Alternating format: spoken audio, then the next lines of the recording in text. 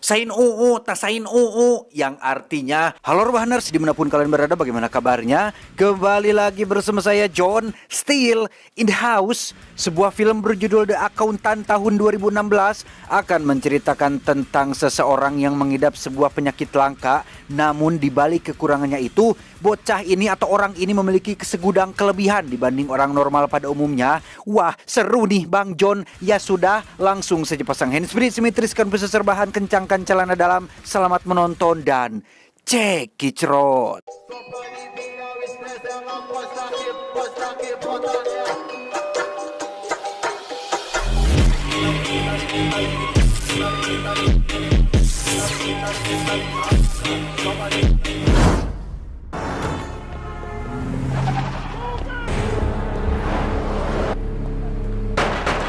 Berlatar di sebuah bar, cerita akan berfokus pada seorang pria dengan sepucuk pistol di tangannya. Ia mengendap-endap masuk saat sedang terjadi aksi pembantaian oleh seseorang tak dikenal. Maksud hati ingin melakukan penangkapan, pria ini justru dibuat mati langkah saat si pelaku ujug-ujug muncul dari belakang dan mendodongkan pistol tepat di kepalanya. Please.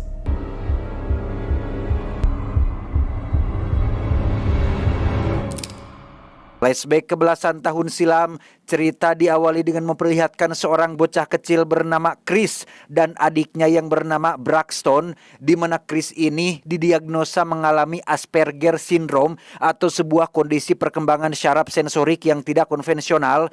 Meski ada kecenderungan memiliki tingkat kecerdasan yang sangat baik, namun cara dia berinteraksi, berkomunikasi, dan berperilaku jelas berbeda dengan Braxton dan anak-anak normal pada umumnya. It's a challenge. When it's yours, a problem. My practice focuses on education. Atas dasar itulah, Chris kemudian dibawa oleh kedua orang tuanya ke sebuah panti syaraf tempat anak-anak berkebutuhan khusus. Seperti si gadis kecil ini yang ditampung dan ditangani secara gratis. Menurut dokter setempat, Chris akan selalu menstimulasi syarafnya agar bisa tetap aktif dan fokus terhadap satu hal, seperti dengan mengulang-ulang sajak Solomon Grundy saat ia tak sengaja menghilangkan satu puzzle hingga puzzle yang hilang ditemukan kembali. Saturday.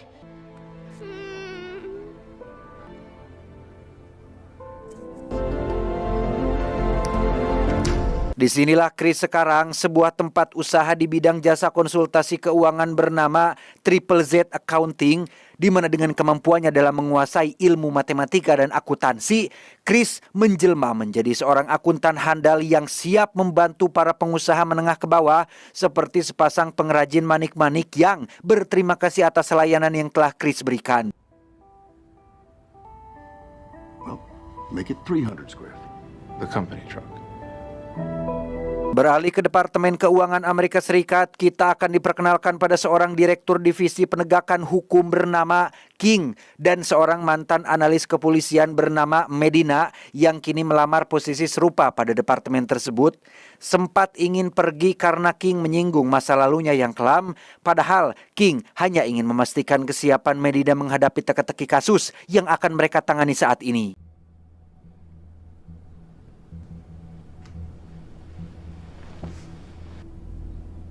What do you want? Ternyata belakangan ini King sedang menyelidiki sosok misterius yang dijuluki dengan Sang Akuntan. Sesuai julukannya, sosok ini terbukti berperan sebagai akuntan forensik untuk beberapa jaringan kriminal paling berbahaya di dunia, sehingga King dengan tegas meminta Medina untuk fokus menangani hanya kasus ini saja. At the end of the month, one of two things will have occurred. Resolution of this case, or we update your photo. Faktanya, sang akuntan yang dimaksud tidak lain dan tidak bukan adalah Chris itu sendiri, di mana sikap disiplin dan fokus terlihat dari cara dia mempersiapkan menu makanan favoritnya, yaitu surabi endog ceplok dengan topping kerupuk aci yang agak sedikit tutung. Selain itu, ia juga harus selalu menjaga saraf sensoriknya tetap aktif dengan cara mengurut-urutkan tongkat kayu pada bincurang atau betisnya sambil diiringi suara musik sangat keras dan kelap-kelip lampu blitz yang sangat bengras.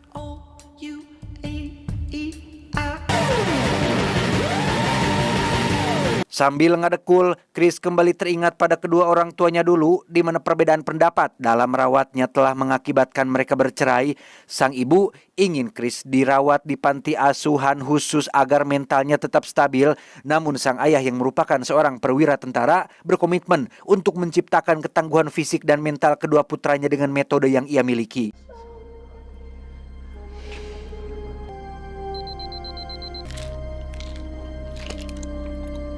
Masih dalam rangka menstimulasi saraf otak sekaligus mengasah skill yang terpendam, esoknya Chris berkunjung ke tempat kediaman dari pasangan pengrajin tempo hari yang selain handal dalam bidang perakuntanan, ia juga rupanya ahli dalam hal tembak-menembak yang seketika membuat pasangan tersebut olohok.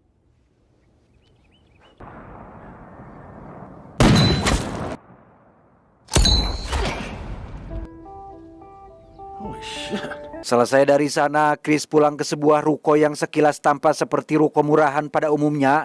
Namun saat sudah di dalam, kita akan cukup dibuat takjub saat melihat sebuah truk karavan yang ada di dalamnya. Terdapat banyak sekali barang-barang penting seperti gudang senjata, laci sorolok penyimpanan uang dan emas batangan, termasuk sebuah lukisan abstrak karya Jackson Pollock yang sangat terkenal, di mana filosofi keras dan tanpa batas dari lukisan tersebut menjadi unsur penting bagi kestabilan mentalnya saat ini.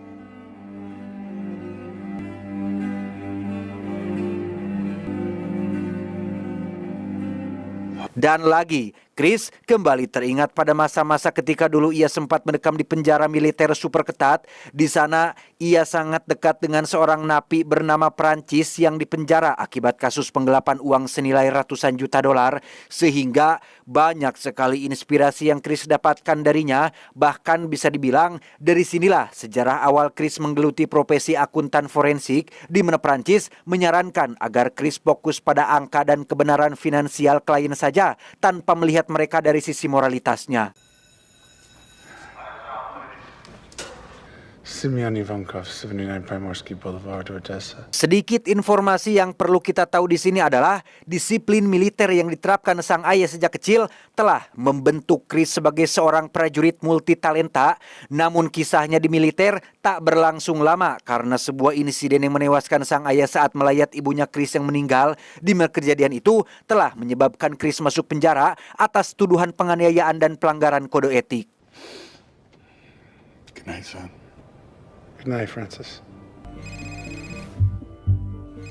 Berkat bantuan sang penelpon misterius yang bernama Justin, Chris diberitai bahwa ada pihak yang sedang mengincarnya, sehingga untuk menghindari kecurigaan berlanjut dari pihak tersebut, Chris disarankan agar mencari klien yang bersih dalam artian bukan dari organisasi preman, mafia ijazah palsu, atau lain sebagainya.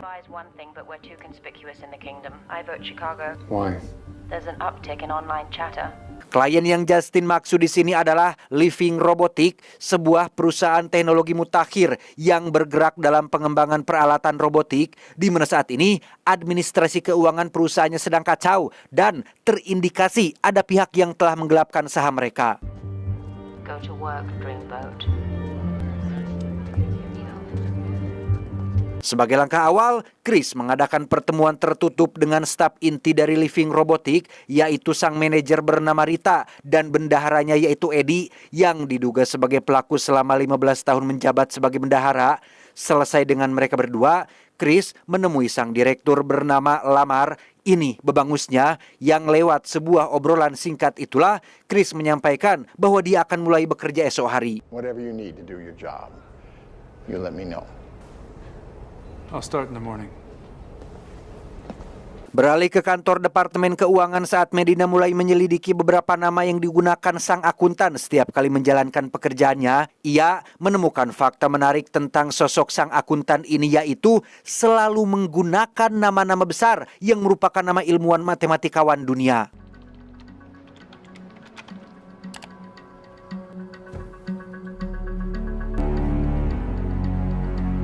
Untuk mengetahui siapa sebenarnya sang akuntan ini, Medina mencoba mengidentifikasi sketsa wajahnya dari sebuah rekaman CCTV yang setelah ditelusuri lebih lanjut oleh tim dari FBI, mereka menemukan adanya kecocokan sang akuntan dengan pelaku pembantaian 9 anggota gangster yang terjadi pada adegan awal film tadi. He killed Anthony Little Tony Bazzano. Forensics lists cause of death as blunt force trauma. Your boy kicked him in the head. Once. Tak hanya itu saja, mereka juga menemukan rekaman percakapan antara korban dan pelaku saat kejadian berlangsung. Menganggap jika rekaman ini adalah satu-satunya petunjuk paling kuat, Medina menjadikan rekaman ini sebagai fokus utama penyelidikannya yang setelah melewati berbagai tahap penyaringan suara, akhirnya didapatkanlah hasil berupa ucapan bait sajak Solomon Grandi. Meski belum diketahui makna dan belum bisa memastikan siapa orangnya, tapi setidaknya ini bisa menuntun mereka menemukan petunjuk selanjutnya.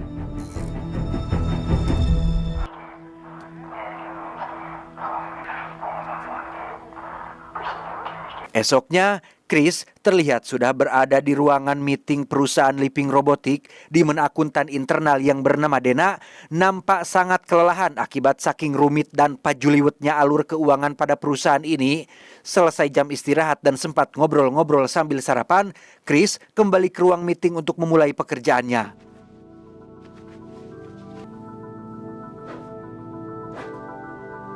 Disinilah kita akhirnya akan melihat langsung dengan betapa luar biasanya etos kerja yang dimiliki oleh seorang Chris, didukung dengan otak encer dan fokus tingkat tinggi.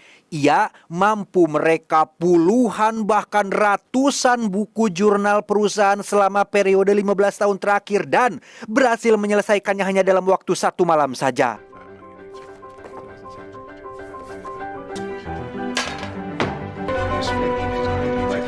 Sontak, hal itu membuat Dena tidak habis pikir sekaligus terpukau melihat catatan jurnal sampai memenuhi dinding kaca ruangan. Sedangkan untuk periode 1 tahun saja, Dena sampai menghabiskan waktu berbulan-bulan untuk menyelesaikannya. Namun yang paling menakjubkan adalah Chris mampu menemukan kebocoran angka dengan jumlah yang tidak main-main. Entah siapa pelakunya, tapi satu hal yang pasti, Rita ingin segera dibuatkan laporannya. Who did it? Best guess. Guess. You'll have a report from me. Singkat cerita, malam pun tiba. Eddie dikejutkan oleh kedatangan seorang pria misterius yang bernama, kita panggil saja Samsul. Ini bebangusnya, entah siapa dan apa tujuan Samsul menemui Eddie. Ia sekonyong-konyong mengintimidasi dan menyuruh Eddie untuk melakukan bundir dengan mengkonsumsi insulin dalam dosis tinggi. Eddie yang istrinya diancam akan dihabisi pun tidak punya pilihan lain selain manut-manut saja daripada membiarkan sang istri tewas di tangan si Samsul. I will have a Parker 45 in her brain pan. Make a decision, sir.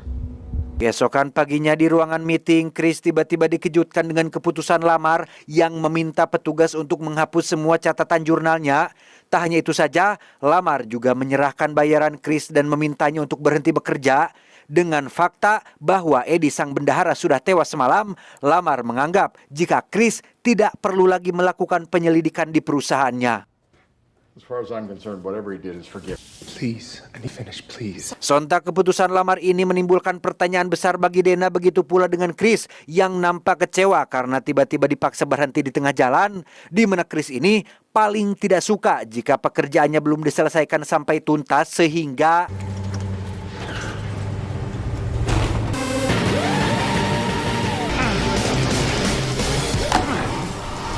ya, kegelisahan yang saat ini Chris alami rupanya tak hilang dengan hanya mendengarkan musik saja. Bahkan semua praktek terapi yang biasa ia lakukan sebelumnya sama sekali tidak dapat membuatnya merasa lebih baik. Dan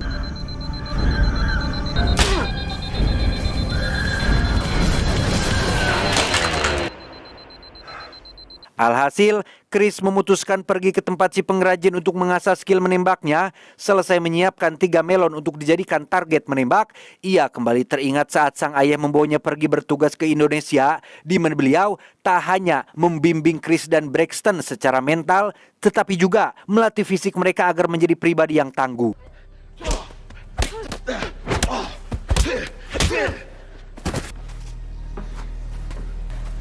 Tidak apa-apa.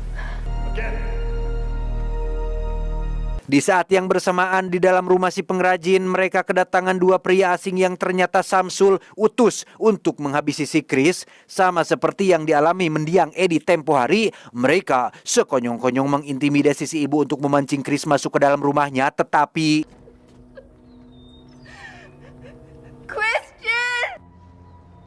Again. Tak ingin mengalami nasib yang sama, si botak menjadikan pasangan ini sebagai sandera dan bermaksud untuk kabur. Namun hal itu percuma saja karena Chris berhasil menghentikan dan menariknya keluar dari dalam mobil. Bermodalkan ikat pinggang yang dibawanya, Chris berhasil menjatuhkan si botak tanpa perlawanan yang berarti.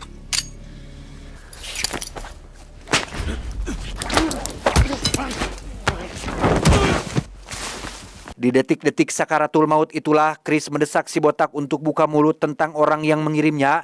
Si botak menjelaskan jika ia hanya dibayar oleh orang asing untuk membunuh Chris dan Dana tanpa diberitahu alasannya. Bahkan si botak tidak bertemu langsung dengan orang yang sudah menugaskannya.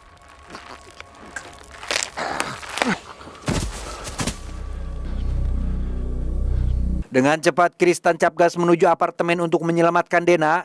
Dalam perjalanan, ia menghubungi Justin dan memintanya untuk segera mengubah identitas termasuk mengamankan semua data yang berkaitan dengan Chris. Dan benar saja, setibanya di apartemen, Chris mendapati beberapa pria mencurigakan yang tiba-tiba masuk ke kamar Dana dan...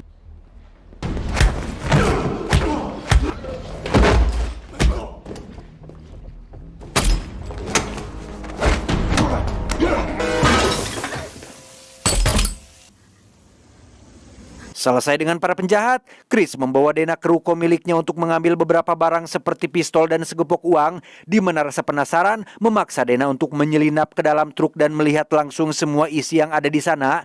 Sempat mempertanyakan tentang pekerjaan Chris yang sebenarnya, Chris hanya menjawab jika Dana tidak perlu tahu lebih banyak dan langsung mengajaknya pergi dari sana. We should go. Medina sendiri baru mendapat laporan dari petugas investigasi terkait sajak Solomon Grundy yang ternyata merupakan sajak anak-anak dari abad ke-18. Namun dari cara bagaimana sajak tersebut dibawakan, petugas berasumsi bahwa si pembaca mungkin sedang dalam kondisi stres atau mengalami trauma berat. Bahkan bisa saja si pembaca adalah seseorang yang menderita sebuah kelainan langka. Autism is nearly impossible to identify visually. Lack of eye contact, face, protruding ears, poor muscle ductile. Thanks. Larut malam, Medina melanjutkan penyelidikan dengan mengumpulkan informasi beberapa akuntan yang berpenghasilan di atas $1 juta per tahun, di mana angka tersebut terbilang mustahil untuk dicapai meski oleh seorang akuntan profesional sekalipun. Yang dengan bantuan seorang rekan dari FBI, akhirnya didapatkanlah nama Christian Wolf alias Chris yang sengaja menyebar penghasilannya di 3 perusahaan berbeda untuk menghilangkan jejak. Easy accounting. Everyone. Managing partner, Christian Wolf. Tak buang waktu, Medina melaporkan temuannya ini kepada Bapak King. Meski kurang ditanggapi dengan baik, Medina berusaha meyakinkan King jika semua itu hanya sebuah pengalihan saja, sehingga mereka memutuskan untuk melanjutkan kembali penyelidikannya. Well, what if he's taking other means of payment? Pack a bag, we're going to Chicago. Disinilah Chris dan Dana sekarang menginap di sebuah hotel berbintang 7 yang dianggap sebagai tempat paling aman untuk mereka saat ini.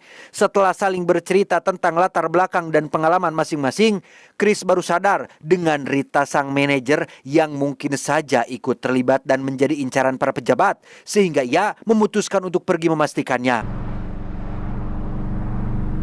Terlambat bagi Chris karena Samsul sudah lebih dulu menyatroni rumah Rita dan baru saja keluar dari sana.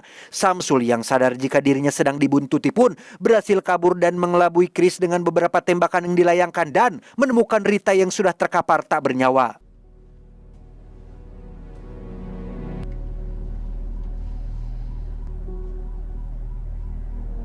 Setibanya di hotel, Chris mendapati Dana yang masih berada di sana dan sedang tertidur pulas.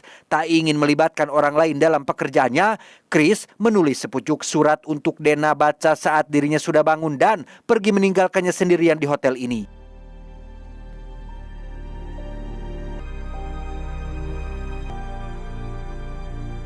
Di saat yang sama, King bersama tim FBI sudah berada di rumah Chris untuk melakukan penangkapan. Selain menemukan barang bukti sepucuk pistol dan sebuah termos aluminium yang sudah petot, mereka juga dibuat gogodeg dengan sistem keamanan yang tidak biasa untuk rumah seorang akuntan, mulai dari CCTV yang terpasang di setiap titik dan persenjataan berat yang juga telah disiapkan, sehingga Medina semakin yakin jika Chris adalah sang akuntan yang selama ini mereka cari.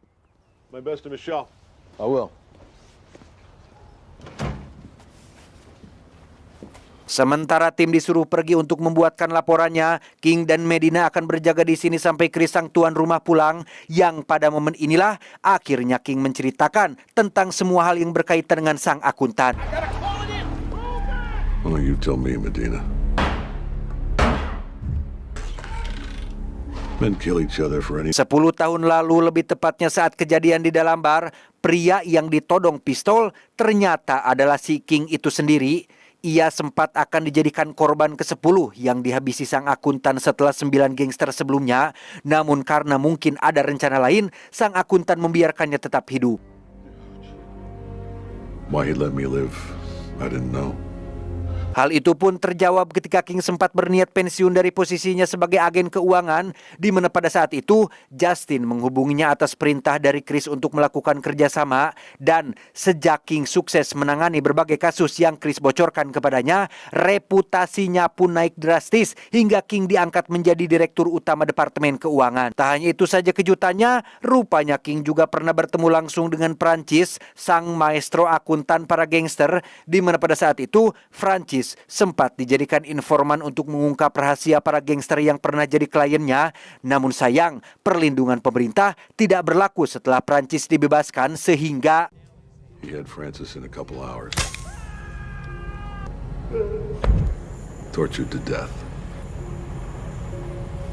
ya, akhirnya Prancis tewas secara kejam di tangan antek-anteknya para gangster, sedangkan Chris yang masih berada di dalam penjara berhasil kabur setelah melumpuhkan penjaga dengan termos tadi. Sehingga dari sini bisa disimpulkan bahwa pembantaian yang Chris lakukan di dalam bar 10 tahun yang lalu adalah bentuk pembalasan atas kematian Prancis yang sudah menjadi guru sekaligus ayah kedua baginya. No one knew Wolf. Funeral home. Who's wake? Terlepas dari status Chris sebagai akuntan forensik bagi kelompok kriminal paling dicari, ia rupanya punya tujuan mulia dengan terus membantu penegakan hukum yang dilakukan oleh King. Bahkan penyelidikan yang Medina lakukan saat ini adalah rencana Chris untuk melibatkannya dalam mengungkap dalang di balik skandal living robotik. He's a fucking killer. Believe me, I wrestle with the same decision. But when I got that first call... Beralih ke tempat lain, saat Samsul sedang mempersiapkan pengamanan di rumah seorang klien, kita akhirnya akan mengetahui si Samsul ini bekerja untuk siapa. Ya, Samsul ternyata bekerja untuk Lamar yang ditugaskan untuk menghabisi orang-orang yang mulai mencium penggelapan saham di perusahaannya.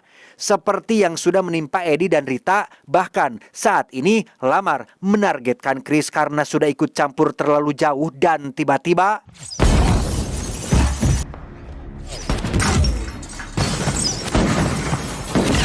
Ya, rupanya Chris sudah lebih dulu menyiapkan penyerangan dari jarak jauh dan berhasil menjatuhkan beberapa musuh yang berjaga di luar, lalu masuk dan menghabisi para penjaga di dalam. Sempat tertembak di bagian kaki, hal itu tak sedikit pun membuat Chris mundur dan malah semakin membrutal, sampai-sampai membuat Samsul dan anak buahnya kewalahan.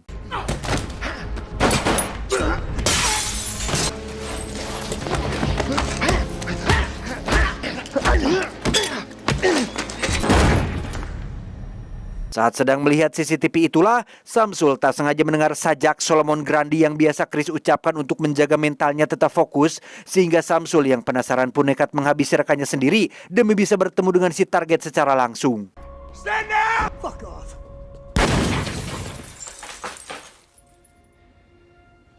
Faktanya, sosok Samsul yang selama ini mengincar Chris tidak lain adalah Braxton alias adik kandungnya sendiri.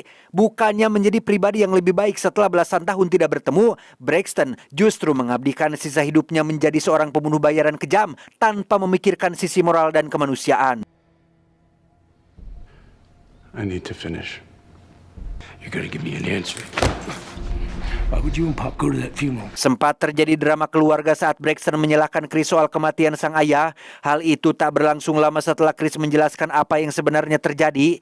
Ia juga meminta maaf karena selama ini belum bisa menjaga Braxton dengan baik. Namun ia berjanji akan segera menemuinya kembali setelah semua pekerjaan ini sudah selesai. Did you even wonder where I was? I knew where you were. I just wanted you to be safe. Setelah sedikit perkelahian dan percakapan yang cukup alot, datang lamar sambil berusaha membela diri dengan dalih-dalih busuknya. Namun hal itu sama sekali tidak mempengaruhi keputusan Chris yang sudah bulat, yaitu... You even know what that's like? Yes, I do.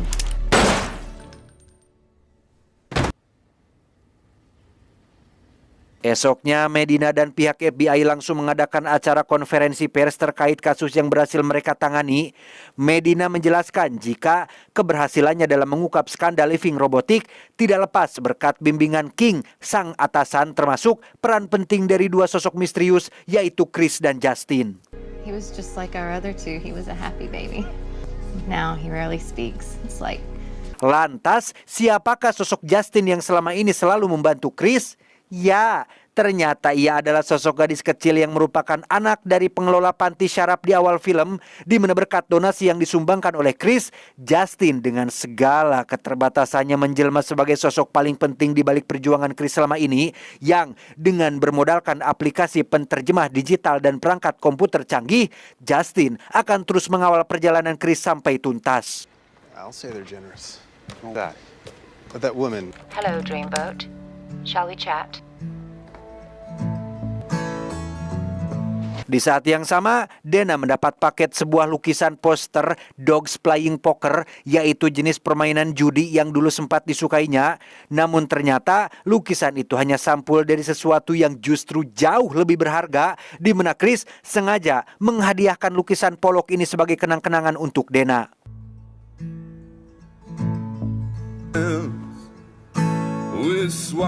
Sementara untuk Chris sendiri, ia tetap dengan gelarnya sebagai sang akuntan forensik yang saat ini sedang menggusur truk karavan untuk menjalankan misi selanjutnya.